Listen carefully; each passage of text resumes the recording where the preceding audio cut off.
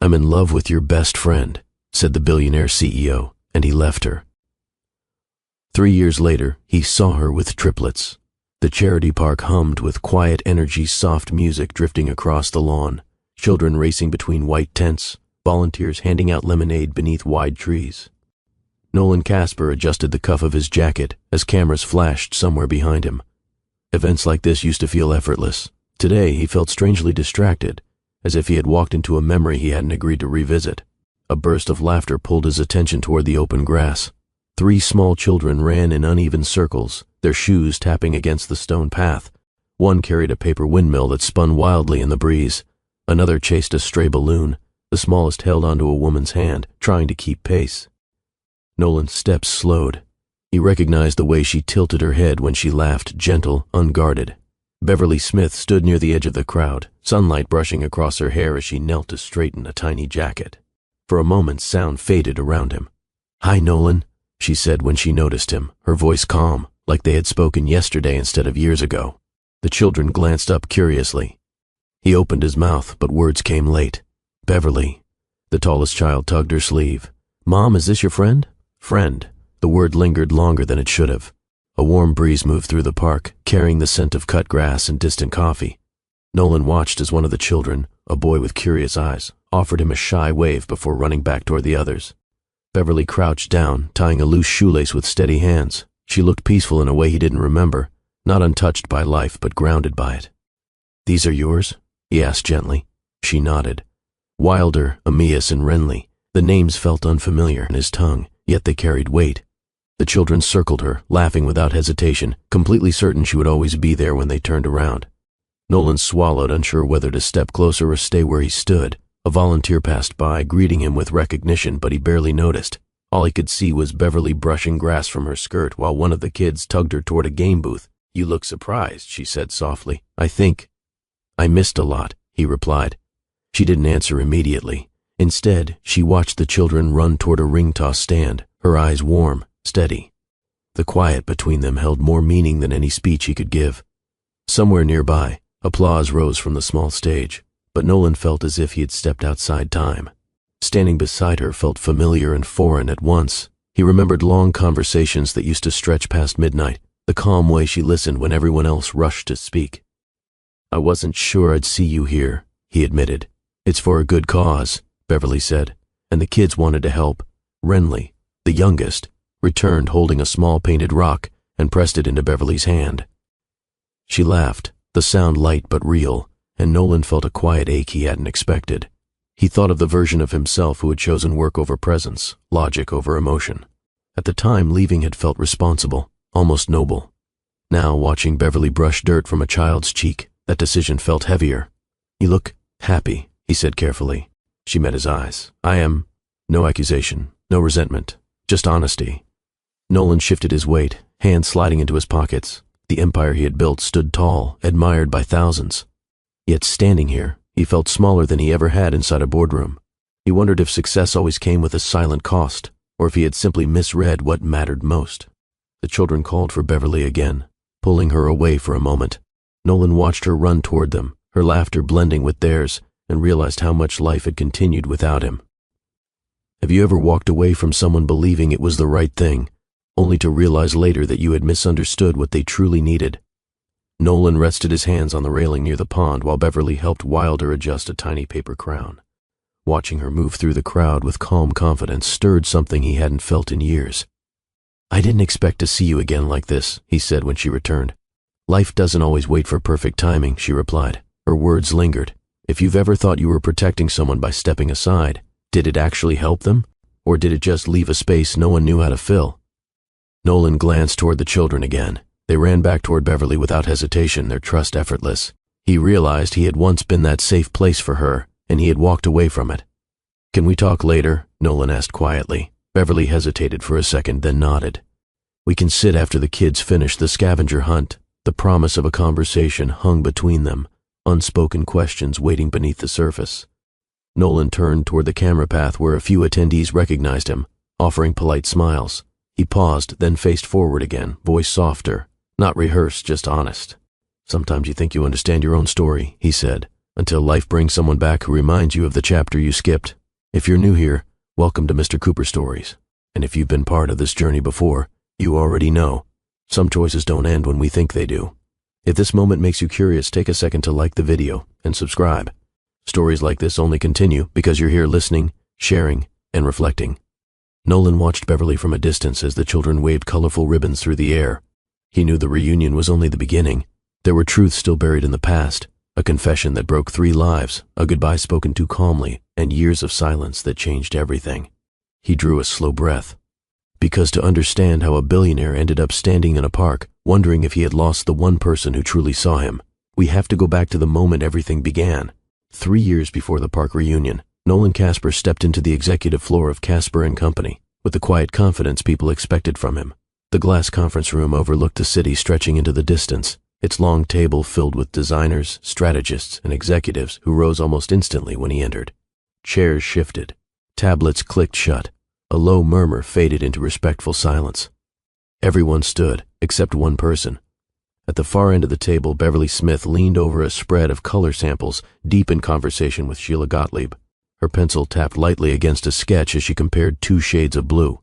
"Sheila, if we soften the edge here, it feels more human," Beverly said, barely glancing up. Sheila noticed Nolan first and nudged her friend gently. Beverly blinked, then looked toward the door. Realization crossed her face, followed by a quick, apologetic smile. She rose, smoothing her notebook against her chest. "Oh, I'm sorry, Mr. Casper." "Nolan," he corrected, voice calm rather than commanding. Something about the way she nodded, simple, unperformed, lingered with him longer than expected. Most people rehearsed their reactions around him, choosing their words carefully as if standing in front of a mirror. Beverly returned to her seat without trying to impress him. That alone felt unusual. As the meeting began, Nolan noticed how she listened more than she spoke, yet when she finally shared an idea, the room shifted toward her naturally. "We keep talking about innovation," she said quietly, sliding a sketch toward the center. "But innovation only works when people feel invited into it." The sentence wasn't dramatic, yet it held clarity. Nolan leaned back slightly, studying her. She didn't watch him for approval. She focused on the work, and for the first time that morning, he felt curious. After the presentation ended, employees gathered their things quickly, eager to return to deadlines. Sheila lingered beside Nolan, her expression bright with ambition. "What did you think?" she asked. "You've built a strong team," he replied. Sheila's smile widened. "Beverly's been my secret weapon." Across the room, Beverly packed her sketches carefully, unaware of the conversation. She tucked loose strands of hair behind her ear and laughed softly at something another designer said. Nolan noticed how different her energy felt compared to the usual corporate rhythm. She moved without urgency, as if she trusted time to unfold rather than chasing it. "She doesn't seem intimidated," he said. "She isn't," Sheila replied. "That's why she's good." Later, as people filtered out, Beverly approached with a small notebook in hand. "I hope my comments weren't too direct," she said. "Direct is useful," Nolan answered. "Most people try too hard to sound impressive." Her smile tilted slightly. "I just try to make things clearer." The simplicity of her response surprised him. No flattery, no nervousness. When she walked away, Nolan found himself watching the way she paused near the window, studying the city below like it was an unfinished painting. Sheila Gottlieb moved through the office with effortless authority. She and Nolan had built a relationship grounded in shared goals, long strategy sessions, industry events, conversations about growth that stretched late into the night. They were admired enough that people rarely questioned the stability of their partnership. One afternoon, Sheila invited Nolan to join her team for lunch in the design lounge. "You need to see how the creative side thinks," she teased. The room buzzed with relaxed conversation, nothing like the formal energy of executive meetings. Beverly sat cross-legged on a sofa, sketchbook balanced on her knees while she listened to a colleague describe a failed concept. Nolan took a seat beside Sheila, watching quietly. "What are you working on?" he asked Beverly. She turned the sketchbook toward him without hesitation. "Just experimenting, nothing official." The drawing showed soft curves, warm tones, a sense of calm rather than bold innovation. "It feels grounded," he said. "That's the goal," she replied. "People don't always want to be impressed. Sometimes they want to feel understood." Her words lingered long after the conversation moved on. Nolan glanced at Sheila, who was laughing with another designer, completely at ease. For the first time, he realized how different Beverly's perspective felt from the world he lived in, a world measured by results and expansion. Over the following weeks, Nolan noticed Beverly in passing more often than he expected. She held elevator doors for interns who looked nervous during their first week. She left handwritten notes beside finished prototypes, thanking teammates for details most executives overlooked. She asked questions that shifted conversations without demanding attention. One evening, Nolan passed the design studio long after most lights had dimmed. Beverly sat near the window with headphones around her neck, reviewing color palettes under a desk lamp. "You're still here?" he asked. She glanced up, surprised but not uncomfortable. "I lose track of time when something almost works." He stepped closer, studying the screen. "What makes it almost?" She pointed gently. "Right now it feels cold. I'm trying to find warmth without making it obvious." Nolan considered her words. Warmth without forcing it. The idea felt strangely personal. "You see details other people miss," he said. "I think everyone sees them," she replied. "Some just don't slow down enough to notice." Her response settled quietly in his mind. Most conversations in his world moved fast, decisive, efficient. Beverly spoke like someone unafraid of stillness. When he left the studio that night, he realized he felt lighter than he had after any boardroom victory. Sheila and Nolan continued to appear together at industry gatherings, their partnership polished and admired. Yet Nolan found himself noticing when Beverly entered a room, not with urgency, but with quiet awareness. During one late project review, Beverly disagreed with a marketing proposal that everyone else had already approved. "I think this direction might feel distant to our audience," she said gently. A few executives exchanged glances, unsure whether to challenge her. Nolan leaned forward. "Explain," he encouraged. She didn't rush. She described how small design choices could influence emotion, how people responded to authenticity more than spectacle. As she spoke, Nolan realized he trusted her perspective instinctively. She wasn't trying to win an argument. She wanted the work to mean something. After the meeting, Sheila wrapped an arm around his shoulder. "You look impressed." "I am," he admitted. Sheila laughed. "Careful, Beverly has a way of making people rethink everything." The comment sounded lighthearted, but Nolan felt something shift inside him, admiration deepening into a curiosity he couldn't fully name. One afternoon, rain tapped softly against the office windows while the design team prepared for a presentation. Beverly stood near the whiteboard, erasing a line and redrawing it with steady hands. Nolan lingered by the doorway longer than necessary, watching how she approached each detail with patience. When she noticed him, she smiled. "You're early. I wanted to see the process," he said. She handed him a marker. "Then help me decide, this curve or this one." The question felt disarming. Few people invited him into their creative space without hesitation. He studied the board carefully before answering. "The second one feels calmer." She nodded. "That's what I thought too." For a moment, they stood side by side in comfortable silence. "You don't treat me like a title," he said quietly. Beverly shrugged lightly. "Titles change. People don't." The simplicity of her words stayed with him long after he left the room. As Nolan walked back toward his office, he realized something had begun without announcement. A quiet shift in how he looked at her, in how he listened when she spoke. He didn't call it love, not yet. But admiration had crossed a line he couldn't quite define, and somewhere beneath the surface a new chapter had started to take shape, one that would eventually change all three of their lives. The creative floor of Casper & Company changed after sunset. Conversations softened, keyboards slowed, and the rush of daytime decisions gave way to quiet focus. Nolan rarely stayed past evening meetings, yet during the early stages of a major campaign, he found himself returning more often. Sheila thrived in the pressure of deadlines. She moved between teams with sharp efficiency, balancing calls and presentations, while still managing to laugh at small mishaps along the way. Beverly stayed longer than most, not out of obligation, but because she liked watching ideas settle into something real. One night, Nolan walked through the design studio and found the two women leaning over a large board filled with sketches. "Sheila wants bold," Beverly said lightly. "I want honest." Sheila nudged her playfully. "And Nolan wants results." Nolan leaned against the table. "Results matter," he said, "but so does how we get there." Beverly glanced at him with a small smile, as if she appreciated that answer more than he expected. The three of them fell into an easy rhythm during those weeks, work conversations blending into quiet jokes, shared takeout dinners replacing formal lunches. Nothing felt out of place, yet Nolan noticed he lingered longer when Beverly joined the discussion. As the project grew, Sheila's schedule filled with travel and late-night calls. She handled the pressure with confidence, yet it meant Nolan and Beverly crossed paths more often during working hours. One afternoon, Sheila rushed into the studio with her coat already on. "I've got to head to a client." "Dinner," she said. "You two keep refining the concept, okay?" Beverly nodded. "We'll send updates." Nolan watched Sheila leave, then turned back toward the sketches. The room felt quieter without her energy. Not empty, just calmer. "You don't enjoy the spotlight much, do you?" he asked Beverly. She shook her head. "I like building things people don't notice right away." He studied her thoughtful expression. You make complicated ideas feel simple. She smiled faintly. That's the goal. Their conversations stayed, focused on work, yet there was a growing comfort between them that didn't need explanation. Nolan found himself asking her opinions before finalizing decisions, trusting her instinct even when it challenged his own. A steady rain fell across the city one evening as Nolan finished a late call. He glanced at his phone, a message from Sheila explaining she had been pulled into another meeting and couldn't make their dinner reservation. He hesitated before walking toward the design floor. Beverly sat near the window, watching raindrops slide down the glass while she packed her bag. Plans changed? She asked gently. Looks like it, he replied. There was a pause, then she shrugged lightly. There's a small diner down the street. Nothing fancy, but it stays open late. He surprised himself by agreeing.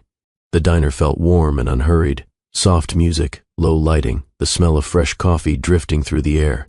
They sat across from each other, menus resting untouched between them. This feels accidental, Beverly said, tracing the rim of her cup. Maybe, Nolan answered. But it feels easy. She laughed softly. Easy isn't a word people usually use around you. He leaned back, considering that. Maybe I just don't let them see that side. They talked about childhood memories, hers filled with quiet creativity, his shaped by expectations and responsibility. The conversation moved without effort, neither of them trying to impress the other. You don't look at me like everyone else, he said at one point. She tilted her head. Maybe I just see the person first. Her words stayed with him long after the plates were cleared. After that night, Nolan noticed how often he waited for Beverly's presence during meetings. He told himself it was professional. She asked thoughtful questions, noticed details others overlooked. During a brainstorming session, Beverly passed him a note with a quick sketch and a single sentence. What if success felt quieter? He read it twice before looking up. She didn't wait for his reaction. She simply continued listening to the team. Later in the hallway, he stopped her. What did you mean by that? She shrugged gently. Sometimes growth doesn't have to be loud to be meaningful. The simplicity of her perspective unsettled him in ways he couldn't explain. He had spent years chasing expansion, measuring progress through numbers and milestones. Beverly spoke about balance as if it were a natural part of ambition. And slowly, admiration began shifting into something deeper, a connection built on conversations that felt honest instead of strategic. Sheila trusted both of them completely. She joked about how well they worked together, often teasing Nolan about finally listening to a designer instead of an investor. One evening, the three of them shared dinner after a long presentation. Sheila described her latest plans for expansion, while Beverly listened quietly, occasionally offering thoughtful suggestions. You two are becoming a dangerous team, Sheila said with a laugh. Nolan smiled, but something inside him felt uneasy, not because of anything Beverly had done, but because of how natural their conversations felt when they were alone. Later that night, as Sheila stepped away to take a call, Beverly looked at Nolan across the table. You care about her a lot, she said softly. I do, he replied. And she trusts you, Beverly added. The words carried weight. Nolan nodded, unsure why a quiet tension settled between them in that moment. Weeks passed, filled with deadlines and small victories. Nolan told himself everything remained the same. Sheila was still his partner, Beverly was still part of the team. Yet he noticed how the room felt lighter when Beverly walked in. He found himself listening for her laugh during group conversations, watching how she encouraged others without taking credit. One evening, as the team wrapped up a successful launch, Beverly handed Nolan a small envelope. What's this? He asked. A thank you note, she said, for trusting us. Inside was a simple sketch, a design concept shaped like two overlapping circles. It represents collaboration, she explained. Nothing works alone. He folded the paper carefully, more moved than he expected. Walking back toward his office, Nolan realized he looked forward to seeing her in ways that went beyond admiration. He didn't say it aloud. He didn't even fully admit it to himself. But somewhere between late-night conversations and quiet moments over coffee, he had begun to feel something he couldn't easily define. One evening after a long meeting, Nolan and Beverly stood by the elevator, waiting for the doors to open. The building felt unusually quiet, the city lights glowing faintly beyond the windows. You seem thoughtful tonight, she said. I've been thinking about choices, he replied. She studied him carefully. Are they good choices? I'm not sure yet. The elevator arrived, but neither of them moved immediately. Sometimes the hardest decisions aren't about right or wrong, she said gently. They're about timing. The words settled between them as they stepped inside. As the doors closed, Nolan realized something had shifted. Not loudly, not dramatically, but enough to change the direction of everything that followed.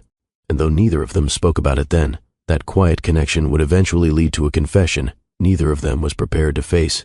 Winter arrived quietly, settling over the city with pale morning light and longer evenings.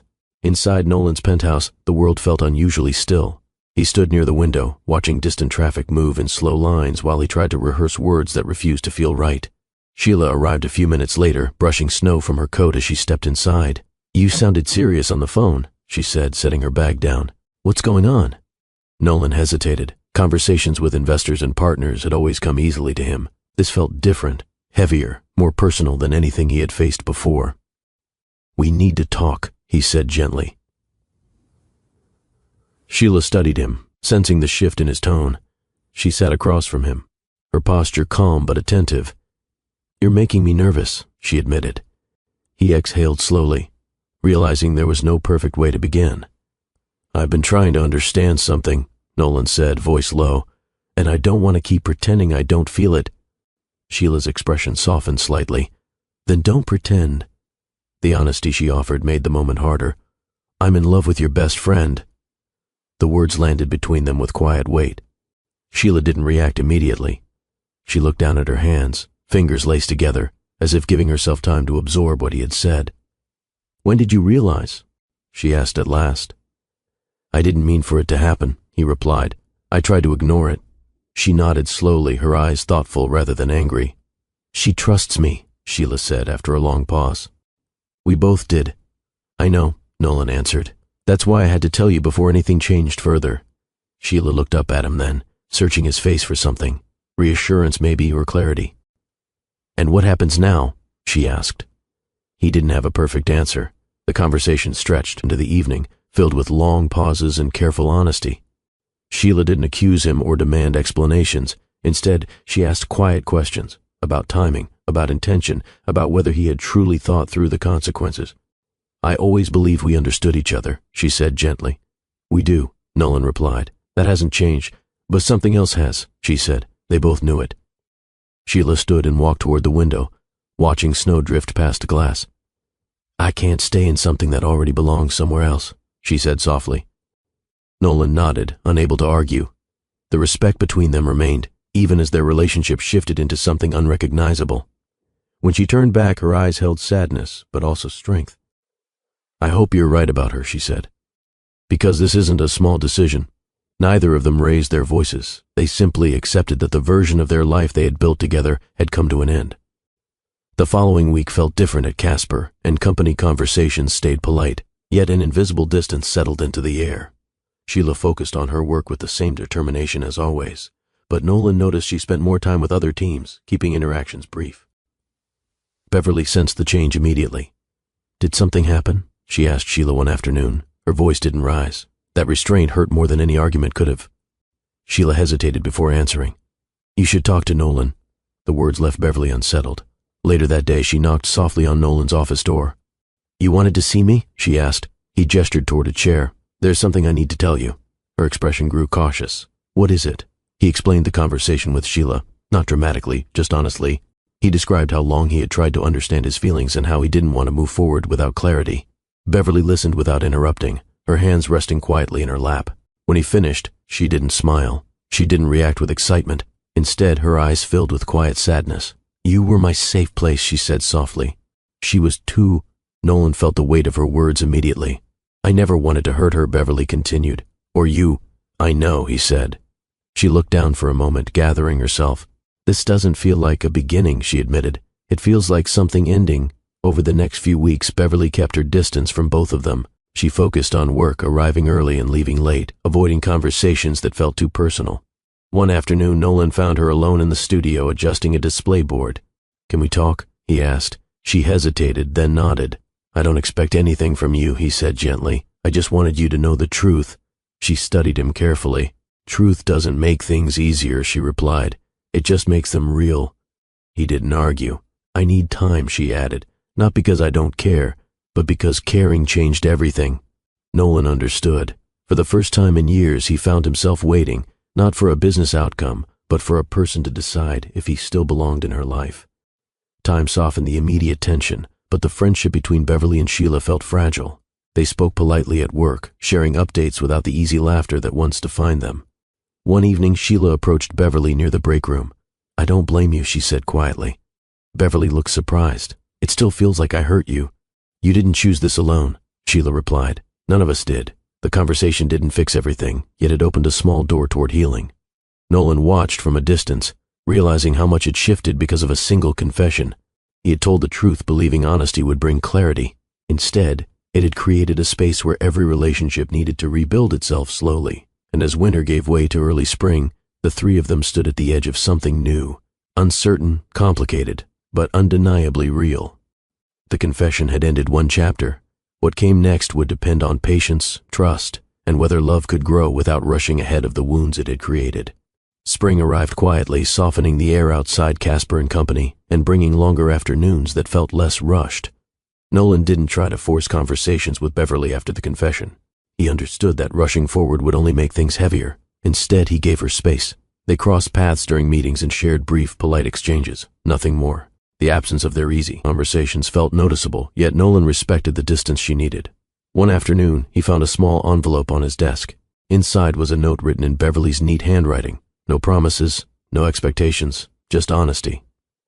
He smiled faintly, folding the paper carefully before placing it back inside the envelope. It wasn't a beginning, but it wasn't an ending either. A few days later, Beverly approached him after a team review. "Would you like to walk?" she asked quietly. The invitation felt simple, yet it carried weight. Nolan nodded, matching her calm pace as they stepped outside. They didn't talk about feelings right away. They spoke about work, about books, about how strange it felt to see the park blooming again after winter. The conversation moved gently, as if both of them were learning how to stand in the same space without pressure. For Nolan, patience felt unfamiliar and unexpectedly peaceful. Their walks became a quiet routine. Sometimes they met after work, strolling through tree-lined paths where city noise softened into distant echoes. One evening, they paused near a small pond where sunlight reflected off the water. "If this is real," Beverly said carefully, "it has to grow quietly." Nolan nodded. "I'm not in a hurry." She studied him, as if measuring whether he meant it. "I don't want to replace anything," she added. "What happened with Sheila still matters to me." "It matters to me too," he replied. The honesty between them felt steady rather than dramatic. They talked about ordinary things, favorite childhood memories, small mistakes that shaped who they had become. Nolan found himself sharing stories he rarely told anyone, stories that had nothing to do with business or success. Beverly listened the way she always had, with attention that made him feel understood rather than evaluated. As they continued walking, he realized something new about himself. He didn't need grand gestures to feel connected. He only needed time. At work, their interactions stayed professional. Beverly made it clear that whatever was growing between them needed to exist outside office expectations. "No shortcuts," she reminded him one afternoon as they left a meeting together. "We take this slowly, or we don't take it at all." He respected that boundary. They met for coffee instead of formal dinners, choosing small places where conversations felt natural. Nolan learned how she noticed details most people ignored, the way a barista remembered regular customers, the way sunlight changed the color of a mural depending on the hour. "You pay attention to things that don't seem important," he told her once. She smiled. "Those are usually the things that last." Her perspective shifted how he approached even his work. He found himself asking different questions during meetings, focusing less on expansion and more on meaning. The change didn't happen overnight, but Beverly's influence made him consider a version of success that felt calmer. One evening, they sat on a bench overlooking a quiet stretch of grass. Families walked past, children chasing kites while the sky turned a soft shade of gold. Nolan leaned back, hands resting on the bench. "I used to think slowing down meant losing momentum," he admitted. "And now?" Beverly asked. "Now it feels like breathing," he said. She laughed softly at that. They watched a group of musicians setting up nearby, their instruments catching the fading light. For a while, neither of them spoke. The silence felt comfortable, not awkward. "I don't want this to feel like a secret," Beverly said eventually. "But I also don't want it to be loud." "It won't be," Nolan promised. He meant it. With her, he didn't feel like a billionaire trying to prove something. He felt like someone discovering a different way of living, one built on presence instead of constant movement. Weeks passed, and their connection deepened through ordinary moments rather than grand declarations. Nolan learned how Beverly preferred quiet cafes to crowded events, how she found inspiration in small details others overlooked. One evening as they walked through the park again, she paused and turned toward him. "I'm not afraid of caring about you," she said gently. "I'm just afraid of losing myself in the process." "You won't," he replied. "I don't want you to change for me."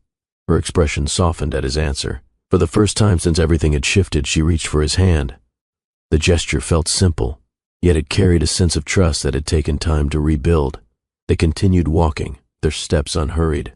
There were no dramatic promises, no declarations meant to impress anyone watching. Just two people choosing to move forward carefully, learning how to build something new without erasing what came before. And in that quiet beginning, Nolan felt a kind of peace he had never experienced, a stillness that made ambition feel less urgent and connection feel more real. He didn't know yet how fragile that balance would become. But for a while, walking beside Beverly under the soft glow of evening lights, he believed that love could grow without pressure, slowly, steadily, exactly the way she had asked. The months that followed brought rapid expansion for Casper and company. New partnerships formed, international meetings filled Nolan's calendar, and opportunities arrived faster than he could comfortably manage. At first, he tried to balance everything: morning calls with investors, afternoon design reviews, evening walks with Beverly whenever his schedule allowed. He told himself he could maintain both worlds without compromise, but success demanded attention. Flights began replacing quiet dinners. Messages sent during meetings replaced real conversations. Nolan promised himself each busy week would be temporary, yet another project always followed. Beverly noticed the shift before he did. "You look tired," she said one afternoon as they crossed the lobby together. "Just a busy season," he replied, offering a reassuring smile. For Nolan, ambition had always felt natural, a rhythm he understood better than rest.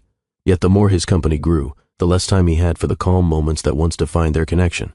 At first, the missed plans felt minor: a lunch rescheduled because of an unexpected meeting, a phone call cut short by a client request. Beverly didn't complain, she simply adjusted her expectations. One evening, she waited at a cafe they both loved, a warm cup of tea growing cold in front of her. Nolan arrived nearly an hour late, his expression apologetic. "I lost track of time," he said, setting his phone face down on the table. She studied him gently. "You always say that." He reached for her hand. "I'm trying." "I know," she replied softly. They talked about her latest design project, about a new art exhibit she wanted to visit together. Nolan listened, but part of his attention remained tethered to incoming notifications he hadn't checked yet. When they left the cafe, Beverly's steps felt slower than usual. "I miss when conversations didn't feel rushed," she admitted. He didn't know how to respond without sounding defensive. The tension between ambition and presence became impossible to ignore one rainy evening when Beverly reserved a small table at a restaurant overlooking the river. She arrived early, choosing a quiet corner where they could talk without interruption. The waiter refilled her glass twice while she watched the entrance, expecting Nolan to appear any moment. Minutes stretched into nearly an hour. When he finally walked in, shoulders tense from a long day, guilt crossed his face immediately. "I'm so sorry," he said, sliding into the chair across from her. The meeting ran longer than expected. Beverly smiled politely, but her eyes looked tired. "I ordered for you," she said. They began eating, conversation moving cautiously between them. Halfway through dinner, she set her fork down. "What if I just want us?" she asked gently, "not the empire." The question wasn't an accusation. It was honest, vulnerable. Nolan looked at her, searching for the right answer. Every response felt incomplete. "I'm building something that matters," he said finally. "And we don't?" she replied quietly. The words lingered between them long after the waiter cleared their plates. After that evening, their conversations carried a subtle heaviness. Beverly didn't demand change, yet her silence said enough. Nolan tried to make adjustments, shorter meetings, earlier flights, but the momentum of his company felt unstoppable. He told himself he was working toward a future where they could both relax, where success would create freedom. Beverly saw things differently. One afternoon, she met him outside the office building as he prepared to leave for another trip. "How long this time?" she asked. 4 days, he replied. She nodded, then reached into her bag and handed him a small sketch, a quiet landscape filled with soft colors. "For when you need to slow down," she said. He tucked it into his briefcase, promising to call when he landed. During the flight, he stared at the drawing longer than he expected. It reminded him of evenings they had spent walking together, conversations that felt effortless. Yet even then, he opened his laptop and returned to work. Weeks turned into months, and the balance between ambition and presence grew harder to maintain. Nolan noticed how Beverly stopped suggesting plans as often. She focused more on her own creative projects, finding fulfillment in work that didn't demand constant travel. One evening, he returned from a trip earlier than planned and surprised her at her studio. She greeted him warmly, but there was a new steadiness in her posture, a sense that she had learned to stand alone. "You're back sooner than expected," she said. "I wanted to see you," he replied. They walked through the studio, together, stopping in front of a series of paintings she had recently completed. "You've been busy," he said. "So have you," she answered gently. He hesitated before asking, "Are we okay?" She looked at him for a long moment before responding. "We're trying," she said, "but trying and being present aren't always the same thing." Her honesty felt heavier than any argument could have been. A few nights later, they sat together in a quiet corner of the park where they had once spent so many peaceful evenings. The air felt warmer now, filled with distant laughter and the hum of city life. Beverly leaned back on the bench, watching the lights flicker on one by one. "I don't need perfection," she said softly. "I just need to know I matter as much as everything else you're building." Nolan turned toward her, searching for words that wouldn't sound like excuses. "You do matter," he said. "But do I come first?" she asked gently. The question lingered longer than he expected. He wanted to say yes. He wanted to promise her that nothing would come between them. Yet part of him knew he wasn't ready to let go of the momentum he had spent years creating. Silence settled between them, not hostile but heavy. Beverly didn't press further. She simply watched the sky darken, her expression thoughtful. In that quiet moment, Nolan realized ambition had begun to shape his life in ways he hadn't fully understood, pulling him forward even when he wanted to stay still. And though neither of them said it aloud, the space between them had grown wider than either had intended. The choice that once felt impossible was moving closer, carried not by a single dramatic moment, but by a series of small absences that slowly changed everything. 3 years after Nolan's confession had changed everything, he found himself walking toward the same small diner where he and Beverly had once shared an accidental evening that felt effortless. The bell above the door chimed softly as he stepped inside. The place looked almost unchanged. Warm lights, quiet music, the familiar smell of coffee drifting through the room. A booth near the window sat empty, waiting. Beverly arrived a few minutes later, her steps calm, her expression steady. She greeted him with a gentle smile that held more understanding than expectation. "Hi," she said. "Hi," he replied, standing briefly before they both sat. For a moment neither of them spoke. The silence didn't feel awkward. It felt careful, as if both of them understood the importance of what needed to be said. "I thought it made sense to meet here," Nolan admitted. "It's where things started to change." Beverly glanced around the diner, her eyes soft with memory. "I remember." The waiter took their order and left them alone again. Nolan rested his hands on the table, trying to steady his thoughts. He had made countless business decisions in his life, quick, confident choices that shaped entire industries. This conversation felt heavier than any of them. "I've been thinking a lot," Nolan began, his voice quiet but firm. "About us, about what you've been asking for, and what I've been able to give." Beverly listened without interrupting, her posture open. "I don't want you to spend your life waiting for me to slow down," he continued. "You deserve a calm kind of happiness, something steady." Her gaze held his, searching for something beneath his words. "That sounds like you're saying goodbye," she said gently. He hesitated, then nodded. "I don't want to hold you back." The words felt heavy in the air. Nolan believed he was making a selfless choice, stepping aside so she could build a life without constant disappointment. Beverly folded her hands together, considering him carefully. "You think you're protecting me," she said softly. "I am," he replied. She shook her head slightly, not in anger but in quiet understanding. "Sometimes protection is just fear dressed differently," she said. Her words didn't sound accusing. They sounded sad. The diner grew busier around them, yet their table felt untouched by the noise. "Do you still care about me?" Beverly asked. "More than anything," Nolan answered without hesitation. "Then why does this feel like you're leaving before the story finishes?" she asked. He didn't know how to respond without exposing the uncertainty he had been carrying for months. "I don't know how to be the person you need right now," he admitted finally. "And I don't want to promise something I can't give." Beverly's eyes softened. "I never asked you to be perfect," she said. "I just asked you to stay." The simplicity of her words hit him harder than any argument could have. Nolan looked down at the table, realizing how deeply ambition had shaped his decisions. "I thought letting you go would make your life easier," he said quietly. She studied him for a long moment before replying. "Maybe it will," she whispered, "but that doesn't mean it won't hurt." They finished their meal slowly, conversation shifting to lighter topics, shared memories, small jokes that felt like echoes of a time when everything had been simpler. When the bill arrived, Nolan reached for it automatically, but Beverly placed her hand over his for a brief second. "Thank you," she said, "for being honest, even when it's hard." He nodded, unsure what else to say. Outside, the evening air felt cool and still. They stood near the entrance, neither of them rushing to leave. "So this is it?" she asked quietly. "I think it has to be," he replied. She stepped closer, wrapping her arms around him in a gentle embrace. It wasn't desperate or dramatic, just warm and real. "I hope you find what you're chasing," she said softly. "And I hope you find the calm you deserve," he answered. They pulled away slowly, holding each other's gaze for a moment longer than necessary. Then Beverly turned and walked down the street, her steps steady. Nolan watched until she disappeared around the corner. The days that followed felt strangely quiet. Nolan buried himself in work, convincing himself he had made the right decision. Investors praised his focus. Projects moved forward faster than ever. Yet small reminders of Beverly lingered. A sketch tucked inside a drawer, a cafe they used to visit, a song that played unexpectedly during a late drive home. He told himself he had chosen what was best for both of them. Still, the absence felt heavier than he anticipated. One evening, as he stood alone in his apartment overlooking the city lights, Nolan realized something he hadn't expected. Letting go hadn't brought relief. It had brought silence. And that silence stayed with him long after the diner lights faded, marking the end of a chapter that neither of them had ended with anger, only with the quiet ache of two people who loved each other but chose different paths, or how one unexpected moment, far in the future, would bring their stories back together in a way he never could have predicted. The years after the diner goodbye moved quickly for Nolan Casper. Casper and Company expanded into new markets, partnerships multiplied, and his name appeared in business magazines more often than he could keep track of. From the outside, everything looked perfect. He traveled constantly, conferences, investor meetings, award ceremonies that blurred together under bright lights and polite applause.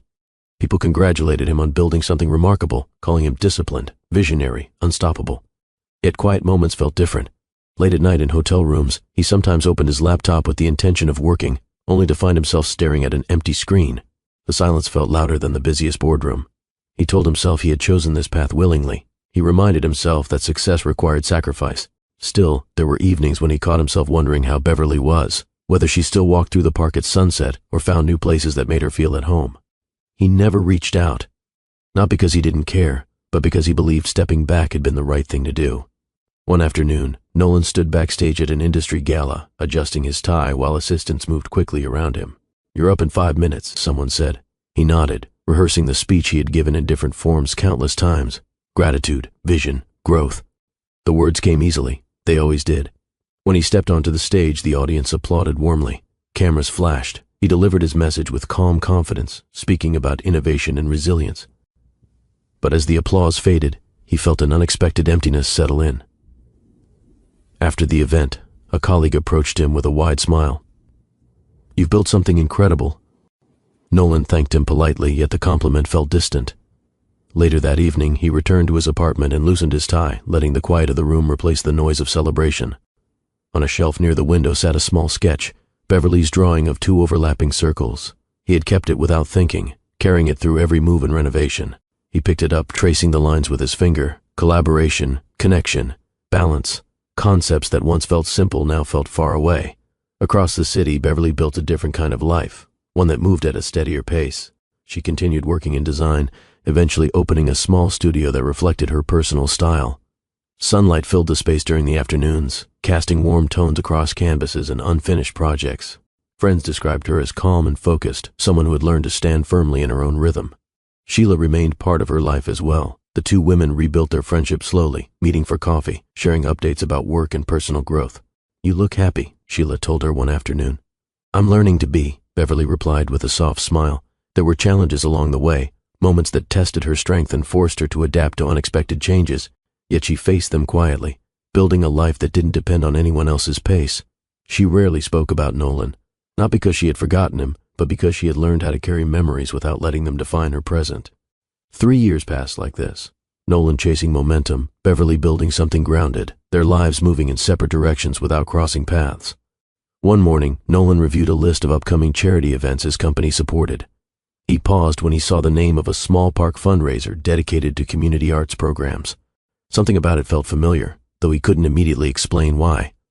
"Add it to my schedule," he told his assistant. A few days later, he arrived at the event expecting another routine appearance.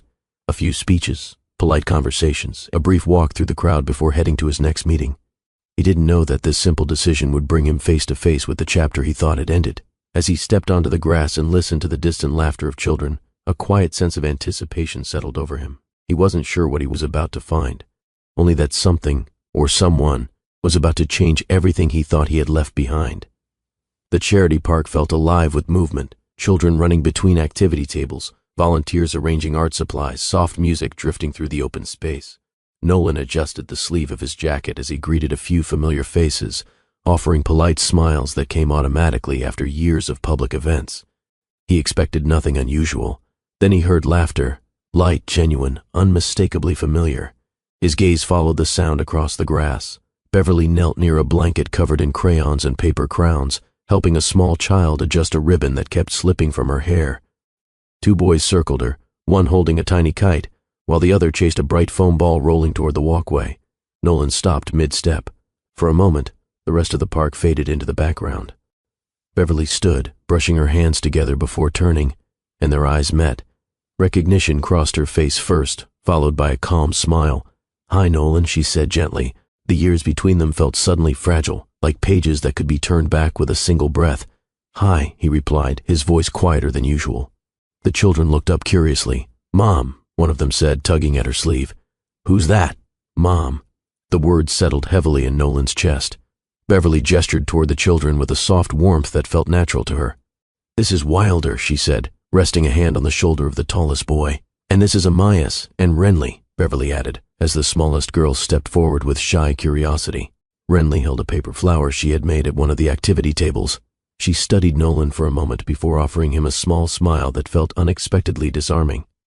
"These are yours?" he asked softly. She nodded. "Life surprised me too." Her tone carried no drama, only acceptance. The children returned to their games, laughter filling the air again. Nolan watched as Beverly tied a shoelace and brushed dirt from a tiny sleeve with practiced ease. He had imagined seeing her again many times over the years, rehearsed conversations, quiet apologies, but none of those imagined moments had prepared him for this reality. She looked happy, not in a distant way, but in a grounded, peaceful way that made him question everything he thought he understood about the past. They walked a few steps away from the crowd while keeping the children in sight. The grass felt soft beneath Nolan's shoes, the warm breeze carrying the faint scent of lemonade and fresh paint from the art tables. "I wasn't sure you'd come today," Beverly said. "I almost didn't," he admitted. "But something told me I should." She smiled faintly. "Sometimes instincts know more than plans." He studied her expression, searching for signs of resentment or hesitation. Instead, he found calm strength, a quiet confidence that hadn't been there before. "How have you been?" he asked. "Busy," she replied, glancing toward the children. "In ways I never expected." Nolan nodded slowly. "You seem grounded." "I learned how to be," she said gently. The simplicity of her answer left him unsure what to say next. He wanted to ask about everything, the years apart, the choices they had made, the life she had built without him, but he hesitated, not wanting to rush into questions that felt too personal too quickly. Instead, he watched as Wilder called for her from across the grass. "I'll be right there," she said, raising a hand to reassure him. When she turned back toward Nolan, her eyes held warmth, but also boundaries he respected instinctively. They sat together on a wooden bench near the edge of the park while the triplets played nearby. Renly carefully arranged painted stones in a small circle while Amias watched her quietly, offering suggestions only when she asked. Wilder chased a bright ribbon that fluttered in the breeze. Nolan leaned forward, resting his hands together. "I thought about reaching out so many times," he admitted. "I just didn't know if you'd want to hear from me." "I needed time," Beverly said. "Not to forget, but to grow into someone stronger." Her honesty felt steady, not emotional. "Are you happy?" he asked. She followed his gaze toward the children before answering. "Yes," she said simply, "in ways I never imagined." The absence of resentment in her voice surprised him more than anything else.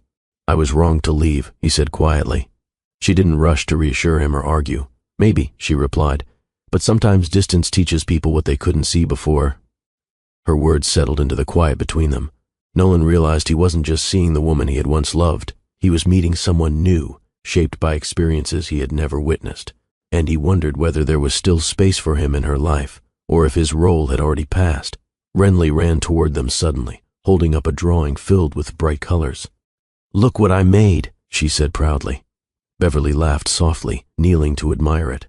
Nolan watched the interaction carefully, the way Beverly listened fully, the way the children trusted her without hesitation. It felt like watching a life built on presence, something he had struggled to understand before. If you've ever wondered what happens when two people meet again after years apart, when choices made in the name of love come back in unexpected ways, stay with us. Because this moment in the park is only the beginning of what Nolan is about to learn. And if this story makes you reflect on someone you once let go of, take a second to like the video and share your thoughts in the comments. Your support helps stories like this continue. stories about growth, second chances, and the quiet courage it takes to face the past. As the sun dipped lower, casting a warm glow across the grass, Nolan realized the reunion wasn't just a coincidence, it was an invitation. An invitation to listen, to understand, and maybe, if Beverly allowed it, to learn how to stay in a life he had once walked away from. The noise of the park softened as the afternoon moved toward evening. Families gathered their things, volunteers folded tables, and the sky shifted into warm shades of gold. Nolan and Beverly remained on the bench, while the triplets chased bubbles drifting through the air. For a while, neither of them spoke. The silence felt comfortable, shaped by years of shared history. "I wasn't sure how this moment would feel," Nolan admitted quietly. "And how does it feel now?" Beverly asked. "Unexpected," he said, "but right." She watched the children for a moment before answering. "I didn't come here thinking about the past," she said gently. "I came because the kids love painting outside." He nodded, understanding that her life had grown beyond the memories they once shared. "I'm not here to change anything," he added. "I just wanted to see you." Beverly studied him carefully, as if measuring the sincerity behind his words. "That matters," she said. Her tone held calm acceptance, not hesitation, and that alone gave Nolan hope that conversation between them could move forward without reopening old wounds. They walked slowly along the path as the children moved ahead, chasing a volunteer handing out balloons. "I used to think I needed to prove something after we ended," Beverly said, her voice thoughtful, "that I could rebuild everything from scratch." "And did you?" Nolan asked. She smiled faintly. "I rebuilt myself more than anything else." He glanced at her, noticing the steadiness in her posture, the quiet confidence that hadn't existed before. "I'm glad you're happy," he said. "I worked hard to be," she replied. "Happiness didn't just appear. It came from learning how to trust my own pace." Nolan absorbed her words carefully. She wasn't speaking about the past with regret. She was speaking from experience.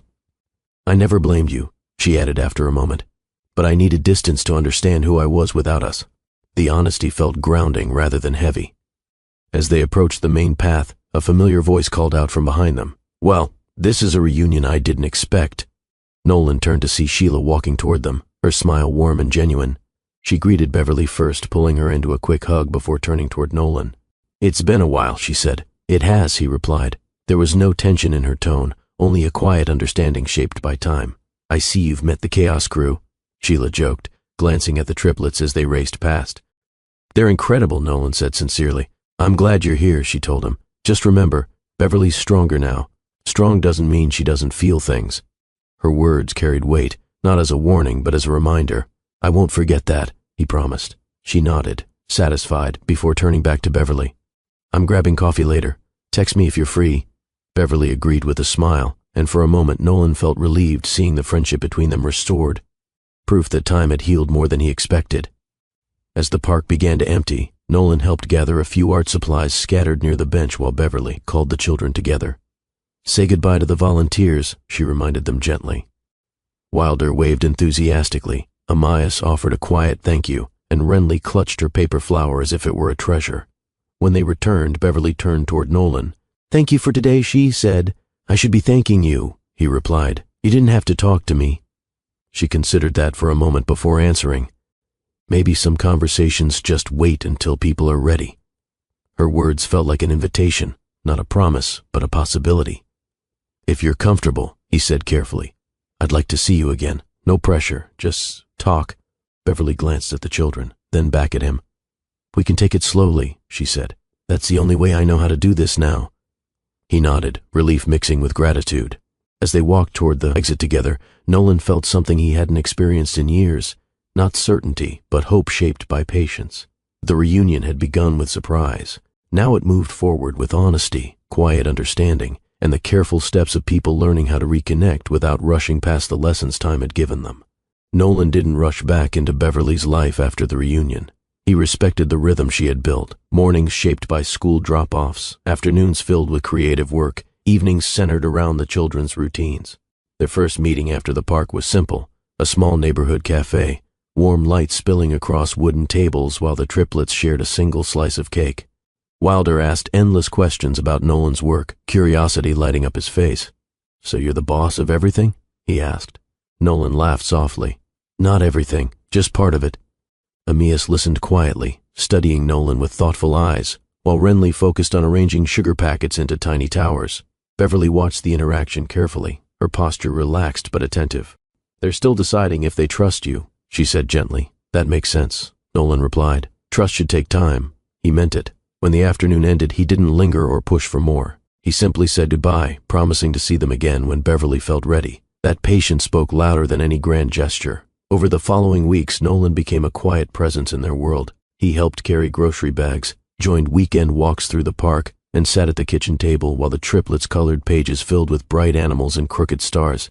The apartment felt alive with small sounds, laughter, the hum of music from Beverly's studio corner, the soft scratch of crayons against paper. One evening, Wilder challenged Nolan to assemble a wooden toy shelf that arrived in too many pieces. "This looks harder than running a company," Nolan joked, kneeling on the floor surrounded by screws and instructions. Beverly laughed from the couch. "Real life usually is." Amias handed him the right tool without being asked, and Renly placed stickers on each shelf as if decorating it made the process official. When the shelf finally stood upright, slightly crooked but sturdy, the children cheered. Nolan leaned back against the wall, smiling in a way he rarely did during business meetings. He realized something important in that moment. Success didn't always look impressive. Sometimes it looked like a toy shelf built slowly with 4 small helpers offering advice. One afternoon, Beverly invited Nolan to her studio while the children attended an art class nearby. Sunlight filled the room, reflecting off canvases arranged neatly along the walls. "You don't have to come every time," she said gently. "I don't want you to feel obligated. I'm here because I want to be," he replied. She studied him for a moment, searching for signs of the old restlessness she once knew. Instead, she saw someone learning how to slow down. "I've noticed you leave your phone in your pocket more," she said. He smiled faintly. "I started setting boundaries at work. That's new," she teased softly. They walked through the studio together, discussing her latest projects. Nolan listened carefully, asking questions not as a businessman evaluating ideas, but as someone genuinely curious about her world. "You've built something beautiful here," he said. "It took time," she replied, "and a lot of learning how to trust myself." Her words reminded him of the years they had spent apart, years that had shaped both of them in different ways. As Nolan spent more time with the triplets, he began to understand their individual personalities more deeply. Wilder's curiosity filled every conversation with new questions. Amias preferred quiet observation, often sitting beside Nolan during puzzles or drawing sessions. Renly's shy smiles grew more frequent, especially when Nolan read stories aloud in soft voices that made her giggle. One evening, while Beverly prepared dinner, Nolan sat at the table helping the children with homework. "This one's tricky," Wilder said, pointing at a math problem. Nolan leaned closer, guiding him through the steps patiently. From the kitchen, Beverly watched the scene unfold. She saw how naturally Nolan adapted to the rhythm of their life, not trying to take control, not trying to impress anyone, just being present. After the children went to bed, she joined him on the balcony. "You're different," she said quietly. "I'm trying to be better," he answered. She rested her arms on the railing, looking out at the quiet street below. "Staying doesn't always mean big promises," she said. "Sometimes it means showing up for ordinary days." He nodded. "I'm learning that." For Nolan, the biggest change wasn't a dramatic decision or a grand declaration. It was the quiet realization that presence required patience, that being part of Beverly's life meant embracing the small, everyday moments he once overlooked. And as he watched the lights flicker on in nearby windows, he understood something he hadn't known before. Staying wasn't a single choice. It was a series of small actions repeated again and again until they became a way of living. The apartment felt unusually calm once the triplets drifted into sleep. Soft lamplight filled the living room, reflecting off scattered drawings left on the table. Outside, the street moved at its usual gentle pace, distant footsteps blending with the hum of evening traffic. Beverly set 2 cups of tea on the table and sat across from Nolan, her posture thoughtful. "Today felt easy," she said. He nodded. "I like these moments." She watched him carefully, as if weighing something she had been holding back for weeks. "I've been thinking about where this is going," she admitted. Nolan felt the seriousness in her tone and leaned forward slightly, giving her his full attention. Beverly folded her hands together, choosing her words slowly. "If life gets complicated again, will you run?" The question didn't sound angry or accusing. It sounded honest, shaped by past experience rather than fear. Nolan didn't answer immediately. He thought about the version of himself who had once believed leaving was the right choice, the version who had placed ambition above presence because it felt logical at the time.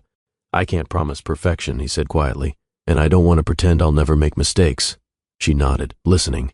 "But I can promise that I won't disappear when things feel difficult," he continued. "I'm learning what staying actually means." Beverly searched his face, looking for hesitation. Instead, she saw sincerity, a steadiness she hadn't seen before. Silence settled between them for a moment, gentle rather than heavy. "I don't need perfect answers," she said. "I just need honesty. That's all I can give, he replied. She leaned back against the couch, letting out a small breath she hadn't realized she was holding. 3 years ago, I felt like I was waiting for you to choose between your life and me, she said softly. Now I don't want to be chosen over anything. I just want to walk beside someone who's willing to stay present. Nolan absorbed her words carefully. I don't see this as a choice between worlds anymore, he said. I see it as building something that includes both of us, without losing what matters. Her expression softened at that. After a long pause, Beverly reached for his hand, not urgently, just naturally. Then we move slowly, she said. No rushing, no pretending the past didn't happen. He nodded. Slow feels right. They sat together quietly, listening to the faint sounds of the city outside and the soft ticking of the clock on the wall. The conversation didn't end with dramatic declarations or perfect resolutions. Instead, it created a new kind of understanding, one built on honesty, patience, and the willingness to face uncertainty together. For Nolan, the moment felt like a turning point, not because everything had been solved, but because he had answered the question that mattered most, not with promises meant to impress, but with truth shaped by everything he had learned.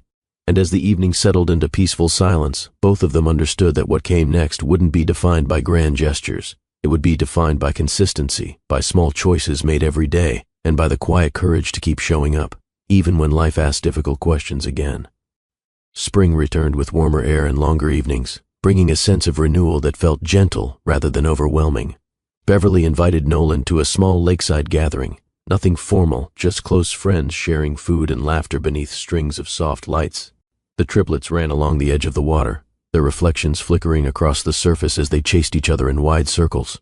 Wilder attempted to skip stones, Amias watched quietly while offering thoughtful advice, and Renly collected small flowers she insisted on turning into bracelets.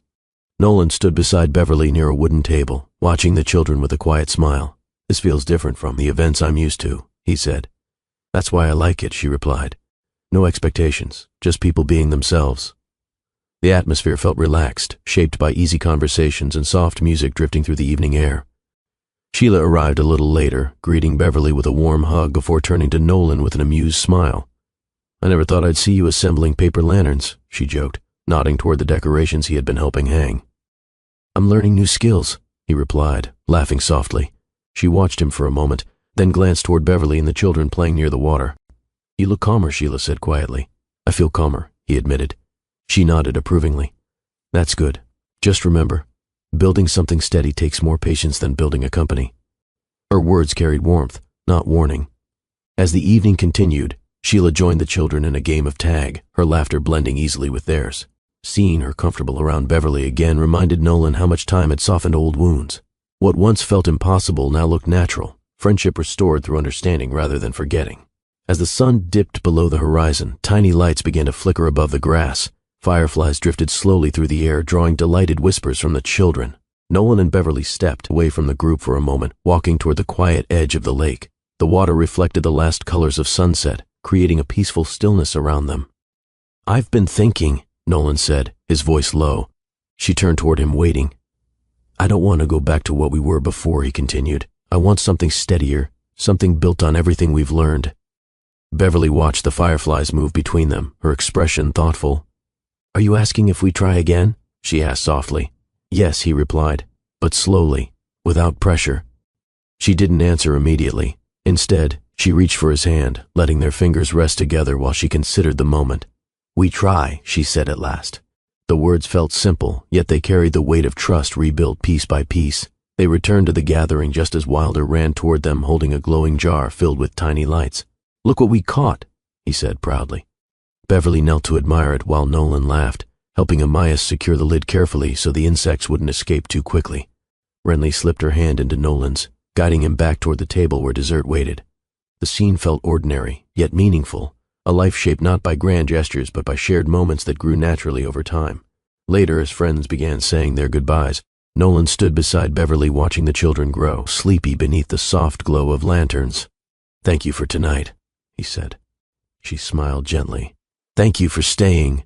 The words carried more meaning than they needed to explain. As they walked back toward the car together, Nolan realized love didn't always return with dramatic declarations or sudden changes.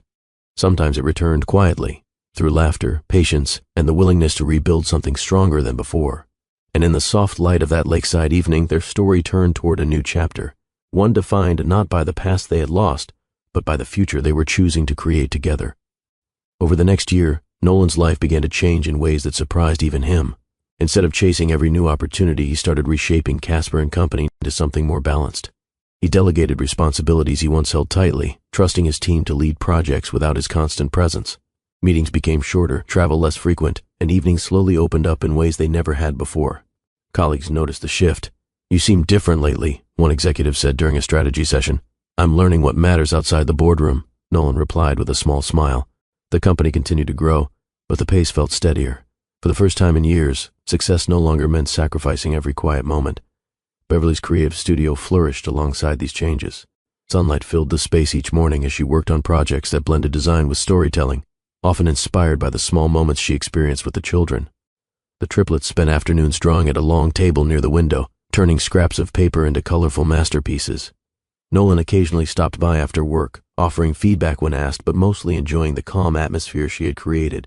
"You've built something beautiful here," he told her one afternoon. She laughed softly. "It's still growing, just like us." Their partnership felt natural, two people supporting each other's goals without losing their own identities. Life settled into a rhythm shaped by everyday moments rather than dramatic milestones. Breakfasts became a shared ritual, Wilder asking endless questions about science, Amias carefully arranging his cereal pieces into neat patterns, and Renly leaning against Beverly while humming softly to herself. One evening, Nolan walked into the kitchen to find crayons scattered across the table, the children deeply focused on creating a birthday card for Sheila. "You chased the world," Beverly teased gently as she leaned against him, "and it led you back to a kitchen full of crayons." He smiled, watching Renly hold up a drawing filled with bright colors. "Best place I've ever arrived," he said. The simplicity of the moment felt more meaningful than any award he had ever received. As time passed, Nolan began speaking at small gatherings for young entrepreneurs, sharing what he had learned about balance and presence. During one talk, a student asked, "What's the most important decision you've ever made?" He paused before answering. "Learning how to stay," he said. "Success doesn't mean much if you're never fully present for the people who matter." His words weren't rehearsed. They came from experience, from years spent chasing momentum and the quiet realization that fulfillment lived in ordinary moments. After the event, he returned home to find Beverly and the triplets waiting with a simple dinner and laughter that filled the room. Years later, their home felt warm with memories. Photographs lining the walls, shelves filled with art projects, soft music drifting through open windows. Wilder, Amias, and Renly grew surrounded by patience and encouragement, learning that love wasn't measured by grand gestures but by consistency. One evening, as fireflies flickered outside the balcony, Nolan sat beside Beverly watching the children play. "Do you ever think about how everything started?" he asked. She nodded gently. "Sometimes. But I think more about how we chose to move forward." He slipped his hand into hers, grateful for the journey that had brought them back together. Their story had never been about dramatic rescues or perfect timing. It had been about choices, about learning from mistakes, rebuilding trust, and discovering that real happiness often arrives in the quietest ways. And as laughter filled the room once more, Nolan understood something he wished he had known years earlier. Love isn't defined by the moments you chase. It's defined by the moments you choose to stay. If this story stayed with you, if it reminded you of someone, or of a moment you wish you could live a little differently, take a second to support the journey. Leave a like so more people can find stories that feel honest and real. And share your thoughts in the comments because every perspective adds something meaningful here. And if you believe love grows through patience, presence, and second chances, subscribe to Mr. Cooper Stories. There are many more stories waiting, and the next one might feel even closer to home.